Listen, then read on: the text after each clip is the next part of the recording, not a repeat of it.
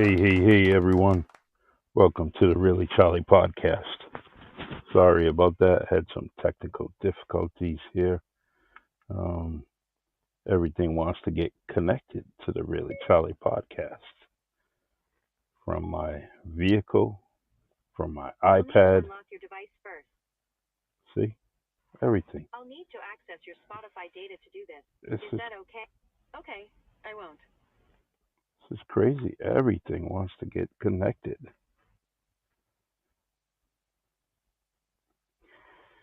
All right.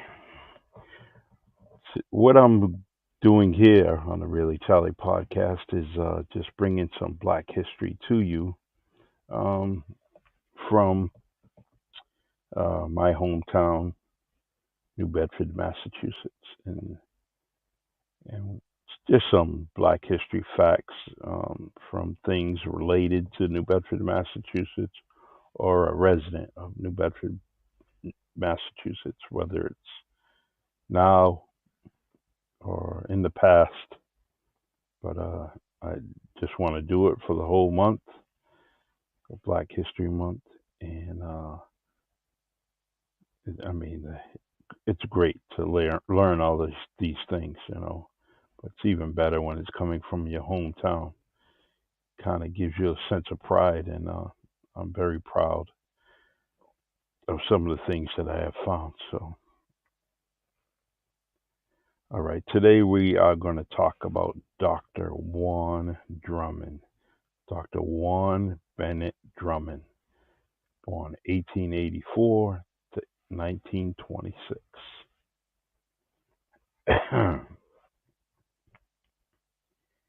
And let's see. Let's see if I can reverse this. Let's try to do this. Well, anyways, Dr. Juan Bennett Drummond was the first African American woman licensed in the state of Massachusetts to practice medicine. She was a member of New Bedford High School class of 1883 and graduated from the Women's Medical College of Pennsylvania in 1888. Dr. Drummond practiced medicine for 34 years and is one of several women who were instrumental in founding the New Bedford Home for the Aged with Elizabeth Carter Brooks, which is another historian. So I'll be talking about her later. Um, later on, maybe this weekend or next week. But Elizabeth Carter Brooks, another great historian. All right.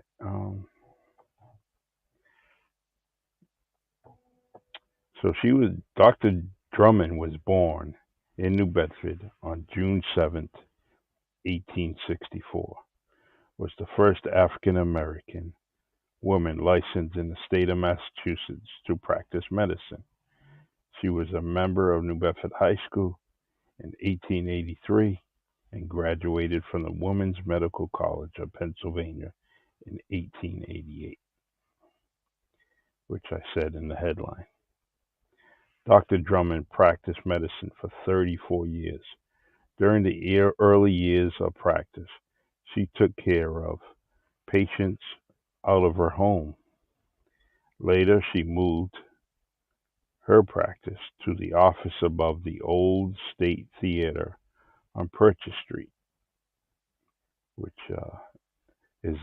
that State Theater is now the Zeiterian Theater in New Bedford, which had shows from greats from um, Johnny Cash, James Brown, the Harlem Boys Choir. It just goes on and on. Sinbad, I seen there. Um, Many of the doo wop bands from way back when. It just goes on and on and on. Doo wop groups. So, but that's the Zeiterian. It's not the It's not new anymore. It's been there quite a few years. But we used to go to the old State Theater and see the double features of, you know, kung fu fighting and Bruce Lee, and you know, goes on and on. But so that's a great building here in the city, and that's where she treated people. And the amazing thing is that there's nothing saying that she,